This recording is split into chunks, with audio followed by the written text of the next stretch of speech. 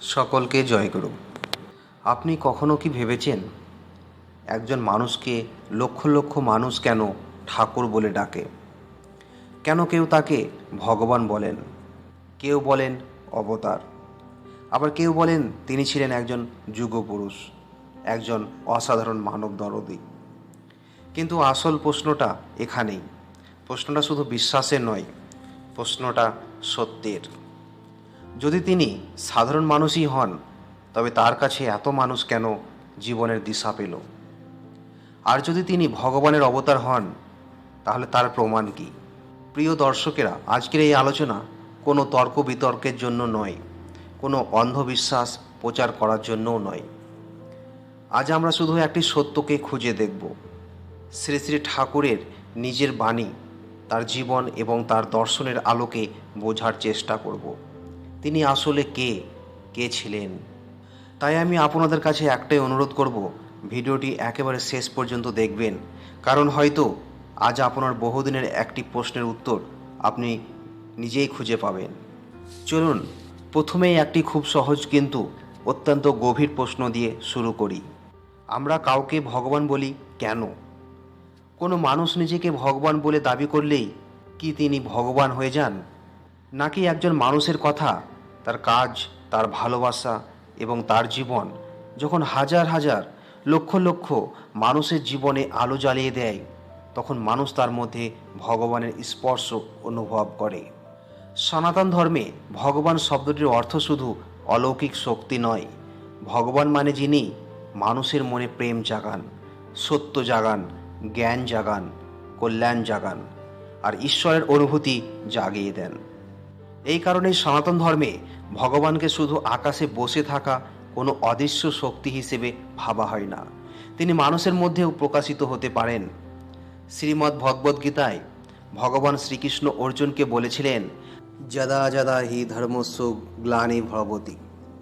এর অর্থ খুবই গভীর। যখনই ধর্মের অবনতি হয়, যখন মানুষ সত্য থেকে দূরে সরে যায়, যখন অন্যায়, অশান্তি আর অবক্ষয় চারিদিকে ছড়িয়ে পড়ে, তখন ঈশ্বর মানব কল্যাণের জন্য আবির্ভূত হন। তবে সেই আবির্ভাব সবসময় একই রকম হয় না। কখনো তিনি অবতার রূপে আসেন, কখনো মহাপুরুষ হিসেবে আসেন, আবার কখনো যুগের প্রয়োজন অনুযায়ী একজন যুগনায়ক হিসেবে মানুষের মধ্যে কাজ করেন। তাহলে প্রশ্ন হলো, শ্রী শ্রী ঠাকুর অনুকূলচন্দ্র কোন পরিচয়ের অন্তর্গত? তিনি কি নিজেকে ভগবান বলেছিলেন, নাকি মানুষ তার জীবন ও আদর্শ দেখে তাকে সেই মর্যাদা দিয়েছেন? তাহলে শ্রী শ্রী ঠাকুর অনুকূলচন্দ্র নিজেকে কি বলতেন? অনেকেই মনে করেন হয়তো তিনি নিজেকে ভগবান বলে ঘোষণা করেছিলেন, কিন্তু বাস্তব চিত্র ঠিক তা নয়। যদি আমরা তার জীবন আর তার বাণীর দিকে মন দিয়ে তাকাই, তাহলে একটি বিষয় খুব স্পষ্ট হয়ে ওঠে। তিনি মানুষকে নিজের অলৌকিকতা দিয়ে মুগ্ধ করতে চাননি, বরং তিনি চেয়েছিলেন মানুষ নিজের জীবনকে সুন্দর, সত্যনিষ্ঠ আর কল্যাণময় করে তুলুক। তিনি মানুষকে বারবার একটি কথাই বুঝিয়েছেন, আমাকে ভালোবাসো, কিন্তু শুধু আমাকে নয়, আমার আদর্শকে জীবনে ধারণ করো। কারণ তার মতে শুধু মুখে ভক্তি প্রকাশ করলেই জীবনের পরিবর্তন আসে না। পরিবর্তন আসে যখন মানুষ নিজের চরিত্রকে গড়ে তোলে, যখন সে সত্যকে ধরে রাখে, যখন সে মা বাবাকে সম্মান করে, যখন সে পরিবারকে আগলে রাখে, যখন সে অন্যের কল্যাণে নিজেকে নিয়োজিত করে। শ্রী শ্রী ঠাকুর একটি অত্যন্ত গভীর কথা বলেছিলেন, জীবনই ধর্ম। এই ছোট্ট বাক্যের মধ্যে লুকিয়ে আছে এক বিশাল দর্শন। ধর্ম মানে শুধু মন্দিরে যাওয়া নয়, শুধু পুজো অথবা আচার অনুষ্ঠানও নয়। ধর্ম হলো এমন একটি জীবন যেখানে সত্য আছে, ভালোবাসা আছে, দায়িত্ব আছে, সেবা আছে, আর আছে অবিরাম নিজেকে উন্নত করার চেষ্টা। হয়তো এই কারণেই তিনি মানুষকে অলৌকিক ঘটনার পেছনে ছুটতে উৎসাহিত করেননি, বরং বলেছেন, নিজেকে গড়ে তোলো, নিজের জীবনকে সত্যের উপর প্রতিষ্ঠিত করো, তাহলেই তোমার মধ্যেই ঈশ্বরের প্রকাশ ঘটবে। কিন্তু যদি তিনি নিজেকে এভাবে জীবন গড়ার পথপ্রদর্শক হিসেবেই উপস্থাপন করে থাকেন, তাহলে একটি প্রশ্ন স্বাভাবিকভাবেই উঠে আসে, তার লক্ষ লক্ষ অনুসারী তাকে কেন ভগবান বলে মানেন? আর যদি শ্রী শ্রী ঠাকুর নিজেকে অলৌকিক শক্তির প্রচারক হিসেবে তুলে ধরতে না চান, তবে কেন তার অসংখ্য ভক্ত তাকে ভগবান অথবা যুগবতার বলে সম্বোধন করেন? এই প্রশ্নের উত্তর কোনো তর্কে লুকিয়ে নেই, এটি লুকিয়ে আছে হাজার হাজার মানুষের জীবনের অভিজ্ঞতায়। অনেকেই বলেছেন তার কাছে আসার আগে তাদের জীবন ছিল অস্থির, কেউ আসক্তিতে ডুবেছিল, কেউ হতাশায় ভেঙে পড়েছিলেন, কেউ আবার সংসারের অশান্তিতে হারিয়ে গিয়েছিলেন, কিন্তু ঠাকুরের সান্নিধ্যে এসে তারা নতুন করে বাঁচার শক্তি খুঁজে পেয়েছেন। কেউ মদ্যপান ছেড়েছেন, কেউ অসৎ পথ ত্যাগ করেছেন, কেউ নিজের পরিবারকে আবার ফিরে পেয়েছেন, কেউ আবার জীবনের উদ্দেশ্য খুঁজে পেয়েছেন। ভাবুন তো, একজন মানুষ যদি আপনার অন্ধকার জীবনে আলোর প্রদীপ জ্বালিয়ে দেন, আপনি তাকে কি নামে ডাকবেন? হয়তো কেউ বলবেন তিনি আমার গুরু, কেউ আবার বলবেন তিনি আমার পথপ্রদর্শক, আর কেউ অনুভব করবেন তার মধ্যেই আমি ঈশ্বরের স্পর্শ পেয়েছি। এই অনুভূতিটাই অনেক ভক্তকে তাকে ভগবান বলে ডাকতে প্রেরণা দিয়েছে। তবে এখানে একটি কথা মনে রাখা খুবই দরকার, এই অনুভূতি একান্তই ব্যক্তিগত, এটি বৈজ্ঞানিক পরীক্ষার বিষয় নয়, আবার এটি কাউকে জোর করে মানানোর বিষয়েও নয়। বিশ্বাস সবসময় অভিজ্ঞতার উপর দাঁড়িয়ে থাকে, আর প্রত্যেক মানুষের অভিজ্ঞতা একরকম হয় না। তাই কেউ তাকে একজন মহান সমাজ সংস্কারক বলেন, কেউ বলেন একজন আধ্যাত্মিক মহাপুরুষ, আর কেউ নিঃসংকোচে বলেন তিনি আমার ইষ্ট, আমার ঠাকুর, আমার ভগবান। কিন্তু এখানে আরও একটি গুরুত্বপূর্ণ প্রশ্ন রয়ে যায়, ঠাকুরের নিজস্ব দর্শনে অবতার বলে আসলে কাকে বোঝানো হয়েছে? অবতার শব্দটির অর্থ আসলে কি? আমরা প্রায়ই শুনি রাম অবতার, কৃষ্ণ অবতার, নৃসিংহ অবতার, বামন অবতার, কিন্তু অবতার মানে কি শুধুই অলৌকিক শক্তির অধিকারী কোনো ব্যক্তি? সনাতন ধর্মে আমাদের শেখায় অবতার মানে ঈশ্বরের অবতরণ, অর্থাৎ যখন মানুষের জীবনে অন্ধকার বেড়ে যায়, যখন সত্য দুর্বল হয়ে পড়ে, যখন মানুষ দিশাহারা হয়ে যায়, তখন মানব কল্যাণের জন্য ঈশ্বর একটি বিশেষ রূপে আবির্ভূত হন। কিন্তু শ্রী শ্রী ঠাকুরের ভাবধারায় এই বিষয়টির আরও একটি গভীর দিক রয়েছে। তার শিক্ষার মূল কেন্দ্রবিন্দু ছিল জীবন। তিনি বারবার মানুষকে জীবনের দিকে ফিরে আসতে বলেছেন, পরিবারকে রক্ষা করতে বলেছেন, চরিত্র গড়তে বলেছেন, সত্যকে আঁকড়ে ধরতে বলেছেন, মানুষকে ভালোবাসতে বলেছেন। এই কারণেই তার অনেক অনুসারী মনে করেন যিনি একটি ভেঙে পড়া সমাজকে আবার জীবনের দিকে ফিরিয়ে নেন, যিনি হতাশ মানুষকে আশা দেন, যিনি বিভক্ত পরিবারকে একত্রিত করেন, যিনি মানুষকে ঈশ্বরের দিকে ফিরিয়ে নেন, তিনি শুধু একজন শিক্ষক নন, তিনি যুগের প্রয়োজন পূরণ করতে এসেছেন। আর এই অনুভূতি থেকেই অনেক ভক্ত তাকে যুগবতার বলে সম্মান করেন। তবে এখানে একটি বিষয় স্পষ্ট করে বলা খুবই জরুরি, কোনো মানুষ তাকে অবতার বলবেন কি বলবেন না সেটি একান্তই তার ব্যক্তিগত বিশ্বাসের বিষয়। এই আলোচনার উদ্দেশ্য কারো বিশ্বাস পরিবর্তন করা নয়, বরং ঠাকুরের জীবন ও দর্শনকে বোঝা। কিন্তু এখানে আরও একটি প্রশ্ন উঠে আসে, যদি তিনি এত মহান হয়ে থাকেন, তাহলে তার শিক্ষার আসল শক্তি কোথায়? একজন মানুষকে মহান কি করে? তার অলৌকিক ক্ষমতা, নাকি তার জীবন বদলে দেওয়ার শক্তি? এই প্রশ্নের উত্তর খুঁজতে হলে আমাদের দেখতে হবে শ্রী শ্রী ঠাকুরের শিক্ষার দিকে। আজ পৃথিবীতে ধর্ম নিয়ে অনেক আলোচনা হয়, কেউ ধর্মকে খোঁজেন আচার অনুষ্ঠানে, কেউ খোঁজেন তর্কে, আবার কেউ খোঁজেন অলৌকিক ঘটনার মধ্যে। কিন্তু শ্রী শ্রী ঠাকুর মানুষকে একটি ভিন্ন পথ দেখিয়েছিলেন। তিনি বলেছিলেন, ধর্ম শুধু কথায় নয়, ধর্ম হলো জীবনের মধ্যে প্রকাশ পাওয়া একটি সত্য। তিনি মানুষকে বলেছিলেন, মানুষকে ভালোবাসো, মা বাবাকে শ্রদ্ধা করো, সৎভাবে উপার্জন করো, পরিবারকে বাঁচাও, চরিত্র গড়ো, গুরুকে ভালোবাসো, প্রতিদিন নিজেকে আগের দিনের চেয়ে একটু ভালো মানুষ করে তোলো। লক্ষ্য করুন, এই শিক্ষাগুলো কোনো একটি জাতির জন্য নয়, কোনো একটি সম্প্রদায়ের জন্যও নয়, এগুলো প্রত্যেক মানুষের জন্য। কারণ একজন মানুষ যদি নিজের পরিবারকে ভালোবাসেন, নিজের চরিত্রকে রক্ষা করেন, সত্যের উপর অটল থাকেন, তাহলে শুধু তিনি নন, তার চারপাশের সমাজও পরিবর্তিত হতে শুরু করে। হয়তো এই কারণেই আজও এত বছর পেরিয়ে যাওয়ার পরেও তার শিক্ষা অনেক মানুষের জীবনে প্রাসঙ্গিক রয়ে গেছে। কারণ সময় বদলায়, প্রযুক্তি বদলায়, সমাজও বদলায়, কিন্তু সত্য, ভালোবাসা আর চরিত্রের মূল্য কখনো বদলায় না। কিন্তু অনেকেই বলবেন, এই সব শিক্ষা তো অনেক মহাপুরুষই দিয়েছেন, তাহলে শ্রী শ্রী ঠাকুরকে নিয়ে এত অলৌকিক ঘটনার কথা কেন শোনা যায়?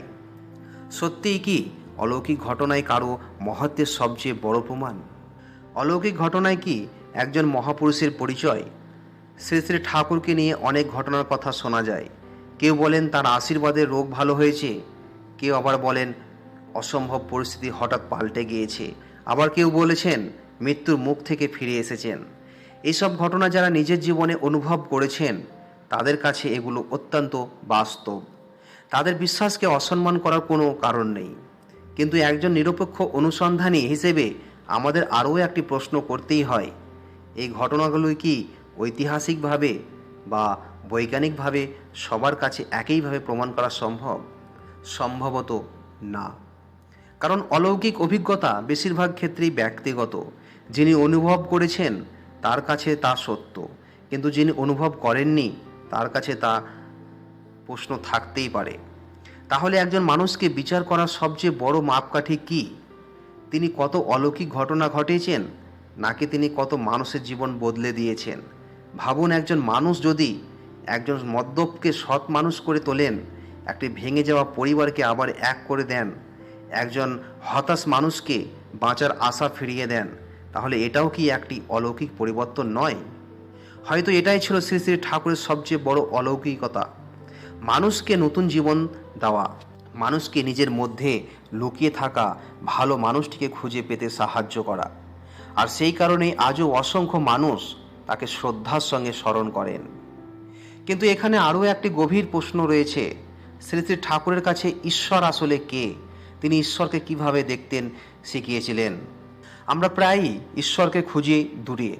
কেউ তাকে খোঁজেন মন্দিরে, কেউ মসজিদে, কেউ আবার গির্জায়, কেউ তীর্থস্থানে।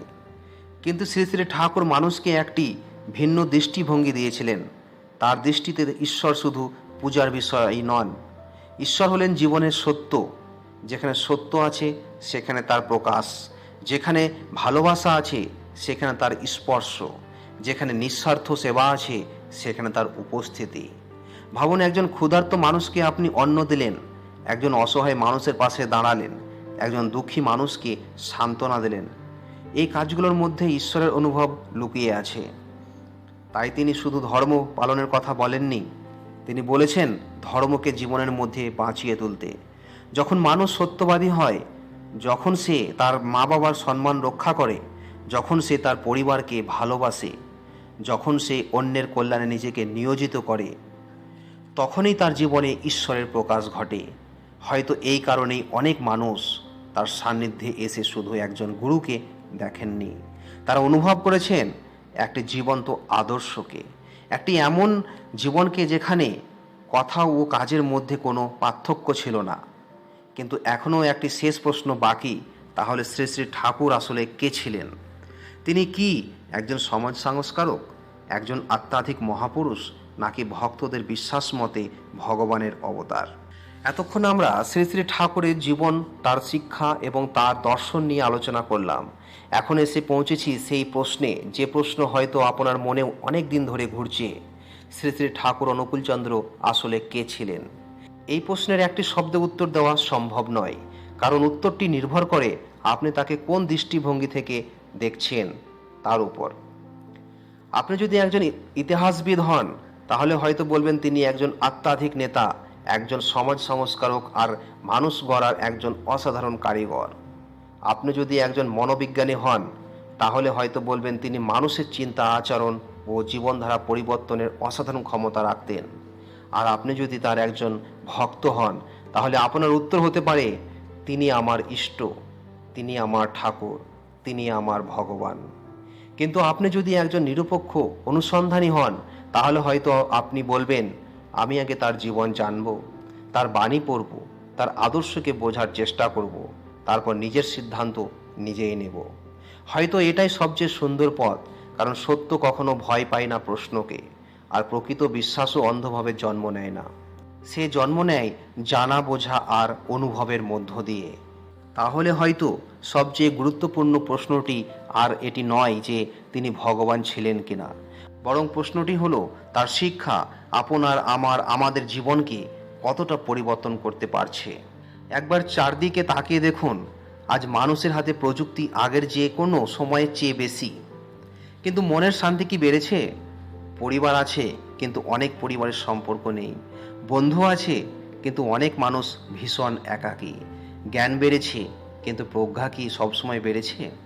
হয়তো এই কারণেই আজও শ্রী শ্রী ঠাকুরের কিছু শিক্ষা মানুষকে ভাবতে বাধ্য করে। পরিবারকে রক্ষা করো, মা বাবাকে শ্রদ্ধা করো, সত্যকে ধরে রাখো, নিজেকে প্রতিদিন আরও ভালো মানুষ করো। এই কথাগুলো শুধু একটি সময়ের জন্য নয়, প্রজন্মের পর প্রজন্ম ধরে মানুষকে পথ দেখাতে পারে। এবার ফিরে আসি আমাদের আজকে সবচেয়ে বড় প্রশ্নে, শ্রী শ্রী ঠাকুর ভগবান ছিলেন? এই প্রশ্নের উত্তর সব মানুষের কাছে এক হবে না, কারণ এটি শুধু তথ্যের প্রশ্ন নয়, এটি বিশ্বাসের প্রশ্ন।